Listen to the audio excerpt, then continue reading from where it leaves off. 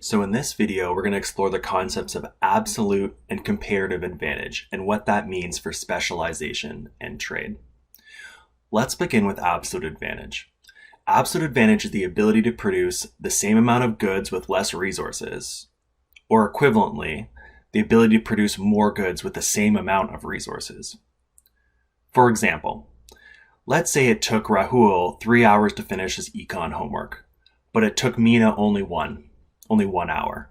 We would say that she has the absolute advantage in econ homework, since she can produce the same amount of goods, in this case 1 econ homework, with less resources, in this case less time, since she only takes 1 hour while Rahul takes 3. Alternatively, you could think about it a different way. If Tristan could catch 5 fish in an hour, but Gordon could only catch 3, we would say that Tristan has the absolute advantage in catching fish, because with the same amount of resources, 1 hour, they could catch more than Gordon could. So it's possible that one country or one person has the absolute advantage in many goods, but gains from trade don't rely on the pattern of absolute advantage. Instead, they rely on the pattern of comparative advantage. And comparative advantage relates to opportunity costs. So comparative advantage is when, a person or a country gives up less of another good to produce a good compared to some other country. Or put another way, a country has a comparative advantage if their opportunity cost of producing a good is lower than the other country or person. So even if a person has an absolute advantage in many goods or all the goods, it cannot have a comparative advantage in all the goods.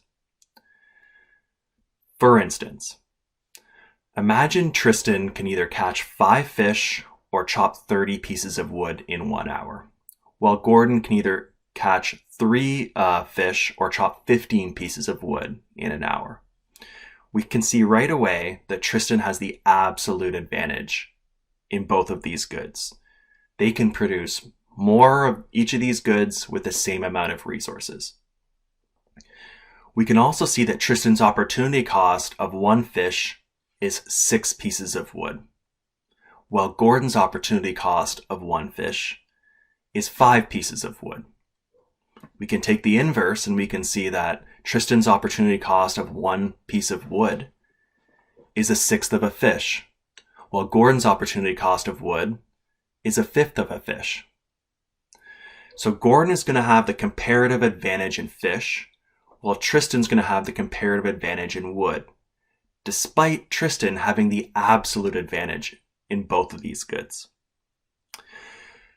People or countries should specialize in the goods where they have a comparative advantage in, and trade for the other good.